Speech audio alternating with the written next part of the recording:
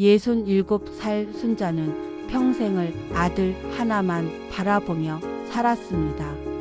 새벽부터 밤늦게까지 식당에서 설거지를 하고 남은 반찬을 싸와 아들에게 먹였습니다. 손톱 밑대가 지워지지 않아도 허리가 아파 밤마다 신음해도 순자는 행복했습니다. 아들 태수가 웃는 얼굴로 엄마 덕분이야. 라고 말할 때면 세상을 다 가진 기분이었으니까요. 드디어 태수가 결혼을 합니다. 엄마, 이제 엄마도 행복해지실 거예요. 며느리가 엄마 손 덜어드릴 거예요. 태수는 순자의 손을 꼭 잡으며 약속했습니다. 순자는 눈물을 흘리며 고개를 끄덕였습니다. 아들이 행복하다니 그것만으로도 충분했습니다. 결혼식 날 순자는 정성껏 준비했습니다. 몇 달 전부터 아껴둔 돈으로 새 한복을 맞췄습니다. 거울 앞에서 몇 번이나 옷매무새를 다듬었습니다. 오늘만큼은 당당한 신랑 어머니로 서고 싶었습니다. 하지만 예식장에 도착한 순자는 이상한 기분을 느꼈습니다. 며느리 지영이 손님들에게 인사하며 돌아다니지만 순자에게는 눈길 한 번 주지 않았습니다. 어머니는 시골에 계세요. 라는 며느리의 목소리가 들렸습니다. 순자는 가슴이 철렁했지만 아마 바빠서 그러려니 생각했습니다. 피로 연장해서 순자는 구석 테이블에 혼자 앉아 있었습니다. 주변 테이블은 웃음소리로 가득했지만 순자의 테이블은 텅 비어 있었습니다. 아들은 신부와 함께 손님들 사이를 돌아다니며 인사하느라 정신이 없었습니다. 순자를 쳐다보지도 않았습니다. 순자는 떨리는 손으로 국을 떠 입에 넣었습니다. 아무 맛도 느껴지지 않았습니다. 눈물이 핑 돌았지만 억지로 미소를 지었습니다. 주변 사람들이 이상하게 볼까 봐. 결혼식이 끝나고 집으로 돌아온 저녁, 며느리 지영이 순자에게 다가왔습니다. 웃는 얼굴이었지만 눈빛은 차가웠습니다. 어머님, 죄송하지만 우리 둘만의 공간을 좀 만들고 싶어요. 신혼이니까 이해해 주시죠. 순자는 멍하니 며느리를 바라봤습니다. 아들은 옆에서 고개를 숙인 채 아무 말도 하지 않았습니다. 그날 밤 순자는 잠을 이루지 못했습니다. 창밖을 내다보며 작은 목소리로 중얼거렸습니다. 내가 뭘 잘못한 걸까? 달빛만이 순자의 눈물을 비췄습니다. 며칠이 지났습니다. 아들 태수가 조심스럽게 순자에게 말을 꺼냈습니다. 엄마, 잠깐만. 시골집에 내려가 계시면 안 될까요? 지영이가 적응하는 시간이 필요할 것 같아서요. 순자는 가슴이 무너지는 것 같았지만 애써 웃으며 대답했습니다. 그래, 그럼 그렇게 할게. 얼마나 있으면 되니? 태수는 고개를 돌린 채 한 달 아니 2달 정도요. 라고 작게 말했습니다. 순자는 짐을 싸기 시작했습니다. 평생 모아온 물건들을 하나씩 박스에 담으면서도 계속 자신을 다독였습니다. 며느리가 적응할 시간이 필요한 거라고, 곧 다시 오라고 할 거라고. 하지만 손이 떨렸습니다. 짐을 다 싸고 현관에 나왔을 때 며느리 지영이 나타났습니다. 어머님, 이불은 가져가시지 마세요. 저희 친구 세탁해야 해서요. 새 걸로 맞춰 드릴게요. 순자는 어이가 없었지만 그저 고개만 끄덕였습니다. 자기가 쓰던 이불마저 더럽다는 말처럼 들렸습니다. 시골집에 도착한 순자를 맞이한 건 먼지와 곰팡이 냄새였습니다. 몇 년간 비워뒀던 집은 황량했습니다. 수도를 틀자 녹순물이 한참을 흘러나왔습니다. 창문을 열자 찬바람이 집 안 가득 스며들었습니다. 보일러를 켜려 했지만 고장 나 있었습니다. 순자는 두꺼운 외투를 껴입고 방 바닥에 앉았습니다. 텅 빈 집이 너무 조용했습니다. 전화기를 꺼내 아들에게 전화를 걸었습니다. 신호음이 길게 울렸지만 아무도 받지 않았습니다. 한 번, 두 번, 세 번, 여섯 번째 전화도 연결되지 않았습니다. 순자는 전화기를 가슴에 안고 눈물을 흘렸습니다. 태수야, 엄만 너희가 보고 싶다. 달빛도 들어오지 않는 어두운 방에서 순자의 흐느낌만이 메아리 쳤습니다. 추운 겨울밤, 순자는 외투를 껴안고 웅크린 채 잠이 들었습니다. 꿈속에서도 아들의 목소리를 찾으며 창밖에서는 매서운 바람이 불어왔습니다. 마당 한 구석에 쓰러진 고추 지지대가 덜컹거리는 소리만 들렸습니다. 순자가 평생 가꿔온 이 집은 이제 그녀를 따뜻하게 맞아주지 않았습니다. 아들에게서 온 연락도 따뜻한 말 한마디도 없는 날들이 계속되었습니다. 몇 주가 흘렀습니다. 순자는 시골에서 조용히 지내며 하루하루를 버텼습니다. 어느 날 오후 동네 이웃 김씨 아주머니가 급하게 찾아왔습니다. 순자씨 들었어요? 아드님이 이 땅 재개발 들어간다고 계약했대요. 동네에서 다 아는 얘기예요. 순자는 깜짝 놀랐습니다. 무슨 소리예요? 나는 처음 듣는데요. 김씨 아주머니는 안타까운 표정으로 고개를 저었습니다. 몰랐어요? 벌써 한 달 전부터 업자들이 돌아다니던데 아드님이 말 안 했나 봐요. 며칠 후 태수가 시골집에 찾아왔습니다. 오랜만에 본 아들의 얼굴은 어딘가 어색했습니다. 엄마, 좋은 소식 있어요. 이 집 팔고 도시로 오세요. 제가 다 정리해뒀어요. 재개발 들어오면 보상금도 나오고요. 태수는 능숙하게 말했습니다. 마치 몇 번이나 연습한 것처럼. 순자는 아들을 가만히 바라봤습니다. 태수야, 이 집 팔면 엄마는 어디로 가니? 태수는 잠깐 머뭇거리다 대답했습니다. 걱정 마세요. 저희가 모실게요. 더 좋은 곳으로요. 하지만 그 말에는 진심이 느껴지지 않았습니다. 태수가 돌아간 후 순자는 수상함을 느꼈습니다. 아들이 왜 이렇게 급하게 집을 팔려고 하는지, 왜 미리 알려주지 않았는지 의문이 들었습니다. 순자는 오래된 서랍장을 뒤지기 시작했습니다. 먼지 쌓인 서류 봉투들 사이에서 등기부등본을 찾아냈습니다. 손이 떨렸지만 천천히 서류를 펼쳤습니다.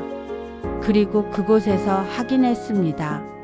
집과 땅의 명의가 모두 자신의 이름으로 되어 있다는 것을. 남편이 돌아가시기 전 순자 명의로 바꿔놨던 것입니다. 순자의 입가에 희미한 미소가 번졌습니다.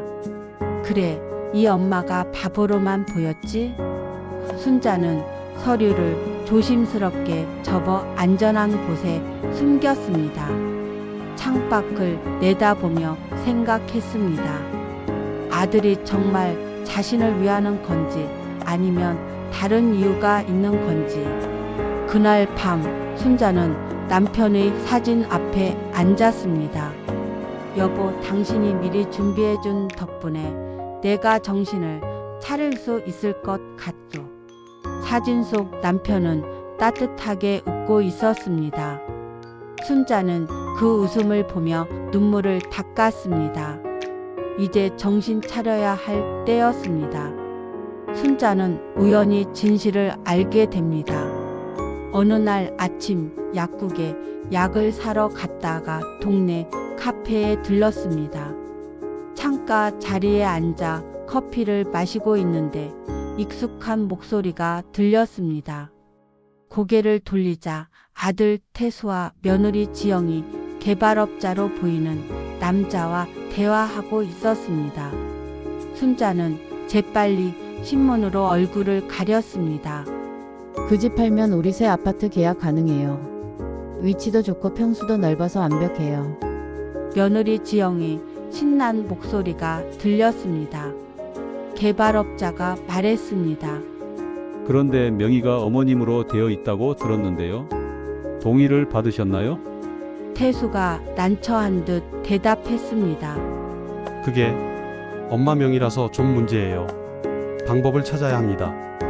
그러자 며느리가 차갑게 말했습니다.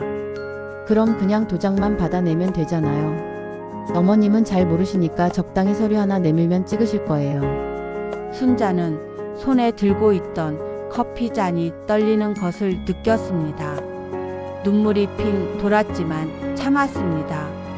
아들이 잠시 침묵하더니 작게 말했습니다. 알았어. 내가 해볼게. 순자는 그 말을 듣고 가슴이 무너지는 것 같았습니다. 세 사람이 카페를 나간 후 순자는 한참을 그 자리에 앉아 있었습니다. 식어버린 커피를 멍하니 바라보며 눈물을 흘렸습니다. 이게 내 아들의 진심이구나. 평생을 바쳐 키운 아들이 자신을 속이고 재산을 빼앗으려 한다는 사실이 믿기지 않았습니다. 집으로 돌아온 순자는 방문을 닫고 옷장 깊숙한 곳을 뒤졌습니다. 오래된 상자를 꺼내 먼지를 털어냈습니다.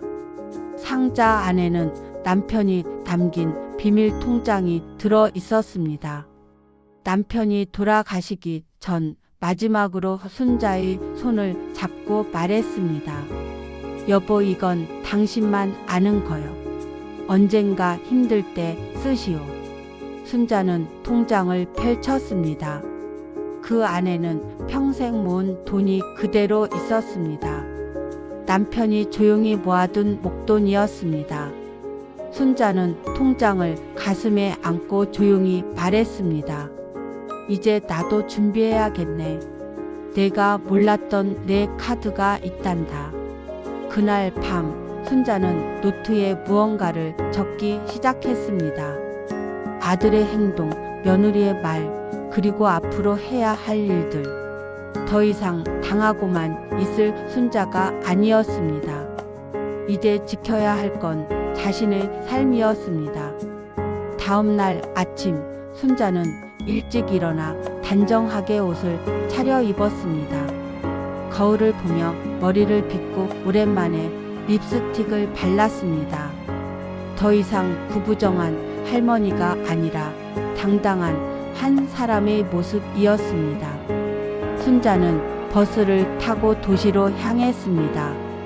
창밖 풍경을 바라보며 남편이 했던 말을 떠올렸습니다. 여보, 이 땅만은 당신 이름으로 해둬라. 언젠가 도움이 될 거야. 그때는 무슨 말인지 몰랐지만 이제야 남편의 지혜를 깨달았습니다. 도시 한복판의 법률사무소 앞에 도착했습니다. 순자는 잠시 망설이다가 문을 열고 들어갔습니다. 젊은 변호사가 친절하게 맞이했습니다. 어떻게 오셨습니까? 순자는 준비해온 서류들을 책상 위에 내놓으며 차분하게 말했습니다. 아들 부부가 제 집을 팔려고 합니다. 제 동의 없이요. 미리 대비하고 싶어요. 변호사는 서류를 꼼꼼히 살펴보더니 고개를 끄덕였습니다. 명의가 어머님으로 되어 있으니 어머님 동의 없이는 절대 거래가 성립될 수 없습니다. 하지만 사기나 위조의 가능성을 대비해서 법적 보호 장치를 마련하는 게 좋겠습니다. 순자는 변호사의 설명을 하나하나 귀 기울여 들었습니다. 재산을 지키는 방법, 부당한 계약을 무효화하는 절차, 필요하다면 법적 조치를 취하는 방법까지. 순자는 메모를 하며 모든 것을 기록했습니다. 상담을 마치고 나오는 길에 순자는 가슴이 두근거렸습니다. 두려움이 아니라 희망이었습니다.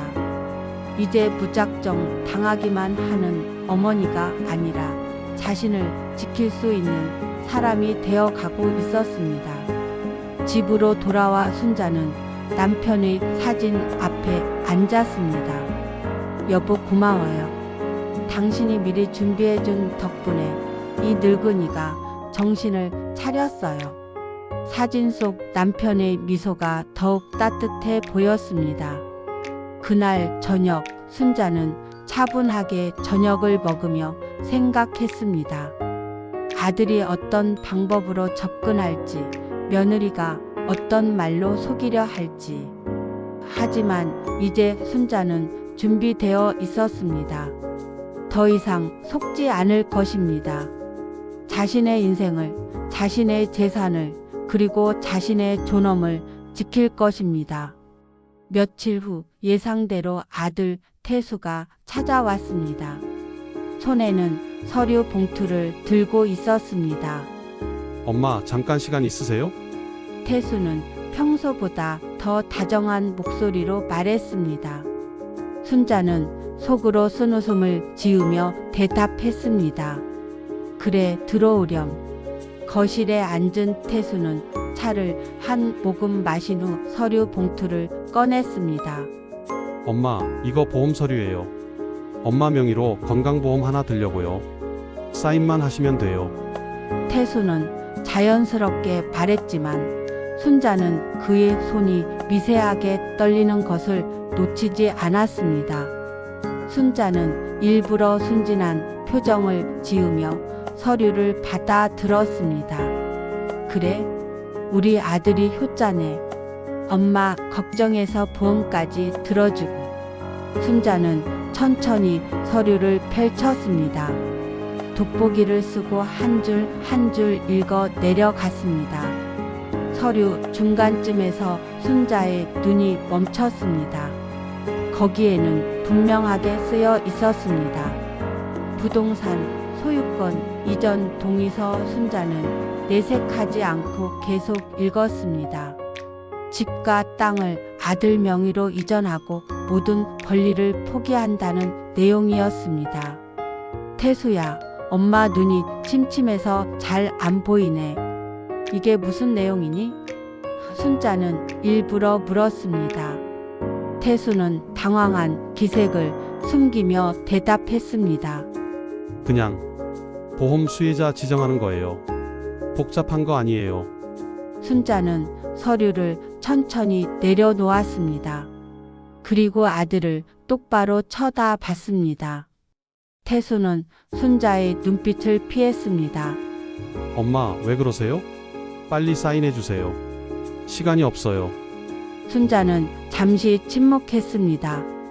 그리고 조용히 미소 지으며 말했습니다. 그래, 알았다. 근데 엄마 도장이 어디 갔더라? 찾아봐야겠네.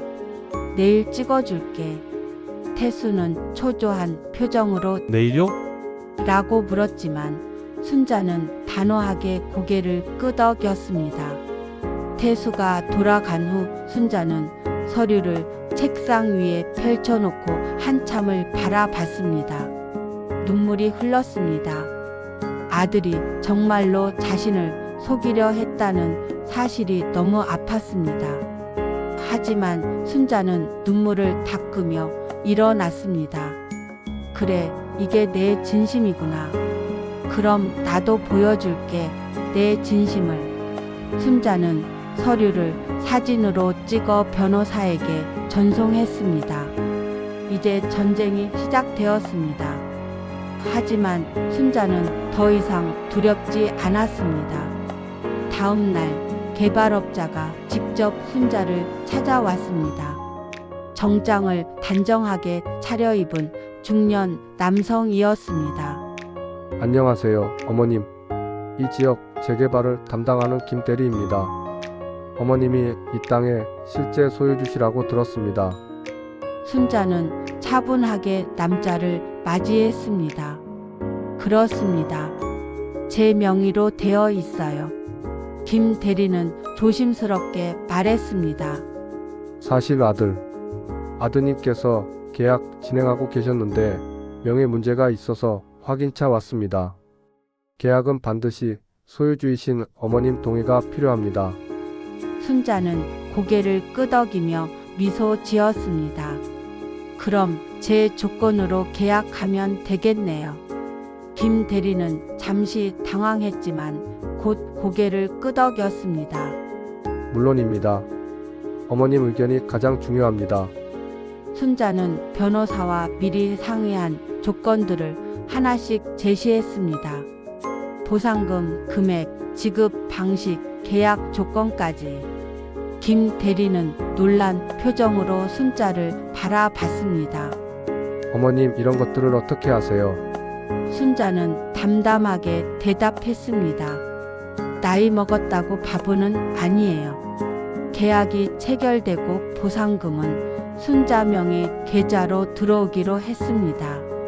김 대리가 돌아간 후 순자는 휴대폰을 꺼내 아들에게 전화를 걸었습니다. 태수야, 집 계약 끝났다. 업자가 다녀갔어. 전화기 너머로 태수의 기쁜 목소리가 들렸습니다. 정말요? 엄마, 고마워요. 순자는 잠시 침묵하다 말했습니다. 근데 말이다. 계약을 내 명의로 했어. 돈도 내 통장으로 들어온단다. 전화 너머가 조용해졌습니다. 며칠 후 아들과 며느리가 급하게 찾아왔습니다. 얼굴이 새하얗게 질려 있었습니다. 엄마, 어떻게 우리 몰래 계약을 해요? 우리가 준비한 건데. 태수는 목소리를 높였습니다. 며느리도 옆에서 눈물을 글썽이며 말했습니다. 어머님, 우리 새 아파트는 어떻게 해요? 순자는 두 사람을 차분히 바라보며 말했습니다. 우리 집 아니었니? 그런데 왜 계약할 때 우리가 없었지? 태수는 할 말을 잃었습니다. 며느리는 고개를 숙인 채 눈물만 흘렸습니다. 너희가 나를 속이려 한 거 다 알고 있었다. 보험 서류라며 가져온 그 종이 소유권 이전 동의서였지? 순자의 목소리는 떨렸지만 단호했습니다. 태수는 무릎을 꿇으며 엄마, 미안해요. 라고 말했지만 순자는 고개를 돌렸습니다. 몇 주가 지났습니다. 재개발 보상금이 순자의 계좌에 입금되었습니다. 예상보다 큰 금액이었습니다. 순자는 통장을 보며 한숨을 쉬었습니다. 기쁨보다는 슬픔이 더 컸습니다. 이 돈으로 아들과의 관계를 잃었으니까요. 어느 날 저녁 초인종이 울렸습니다. 문을 여니 아들과 며느리가 서 있었습니다. 두 사람 모두 초췌한 얼굴이었습니다. 태수는 떨리는 목소리로 말했습니다. 엄마, 들어가도 될까요? 거실에 앉은 두 사람은 한참을 고개를 숙이고 있었습니다. 며느리 지영이 먼저 입을 열었습니다. 어머님, 죄송합니다. 그녀의 눈에서 눈물이 흘렀습니다. 저희가 너무 욕심이 많았어요. 새 아파트, 좋은 차, 남들 부러워하는 삶. 그것만 생각하다가 정말 소중한 걸 잊었어요. 태수가 무릎을 꿇었습니다. 엄마, 저 정말 잘못했어요. 목소리가 떨렸습니다. 엄마가 저를 위해 얼마나 힘들게 사셨는지, 얼마나 많은 걸 포기하셨는지 알면서도 모른 척했어요. 아니, 생각조차 안 했어요. 며느리도 함께 무릎을 꿇으며 오열했습니다. 어머님, 정말 죄송해요. 제가 너무 이기적이었어요. 어머님의 마음은 생각하지 않고 제 편안함만 생각했어요. 두 사람은 바닥에 엎드려 용서를 빌었습니다. 순자는 두 사람을 내려다보며 눈물을 흘렸습니다. 가슴이 아팠습니다. 미워하고 싶어도 미워할 수 없는 게 부모의 마음이었습니다. 하지만 순자는 알고 있었습니다. 이제 예전으로 돌아갈 수 없다는 것을. 일어나라. 순자의 목소리는 차분했습니다. 용서는 하마. 너희도 잘못을 깨달았으니까. 하지만 다시는 그 집으로 가지 않겠다. 나는 이제 내 인생을 살 거야. 태수가 고개를 들었습니다. 엄마, 그럼 저희는 순자는 아들의 손을 잡았습니다. 너희는 너희 인생을 살아라. 엄마 없이도 잘 살 수 있어야지. 그게 진짜 독립이고 진짜 어른이 되는 거다. 두 사람이 돌아간 후 순자는 새로 구한 아파트 창가에 섰습니다. 따뜻한 햇살이 들어오는 깨끗한 방이었습니다. 손에는 갓 내린 커피 한 잔이 들려 있었습니다. 창밖으로 보이는 도시의 풍경을 바라보며 순자는 조용히 중얼거렸습니다. 이젠 내 인생을 살 거야. 늦게라도 깨달은 게 다행이지. 순자의 얼굴에 평화로운 미소가 번졌습니다. 더 이상 누군가를 위해 사는 삶이 아니라 자신을 위해 사는 삶. 그것이 순자가 선택한 새로운 시작이었습니다. 커피를 한 모금 마시며 순자는 생각했습니다. 부모의 사랑은 조건이 없습니다. 하지만 그 사랑을 당연하게 여기고 부모를 이용하고 존중하지 않는다면 그것은 효도가 아닙니다. 자식의 효도는 때를 놓치면 평생 후회로 남습니다. 순자는 창밖을 바라보며 남편을 떠올렸습니다. 여보, 당신 말이 맞았어요. 준비해 둔 게 있어서 이 늙은이가 당당하게 살 수 있게 됐어요. 바람이 커튼을 살랑이며 불어왔습니다. 마치 남편이 대답하는 것 같았습니다. 순자의 새로운 삶이 시작되었습니다. 아들과의 관계는 예전 같지 않지만 순자는 더 이상 슬프지 않았습니다. 자신을 지킬 수 있다는 것, 존중받을 수 있다는 것을 깨달았으니까요. 그리고 무엇보다 자신의 인생을 살아갈 용기를 얻었으니까요. 저녁 노을이 아파트 창문을 붉게 물들였습니다. 순자는 커피잔을 내려놓고 새로 산 책을 펼쳤습니다. 이제 순자에게는 시간이 있었습니다. 자신을 위한 온전히 자신만의 시간이. 무료 구독과 좋아요는 영상 제작에 큰 힘이 됩니다.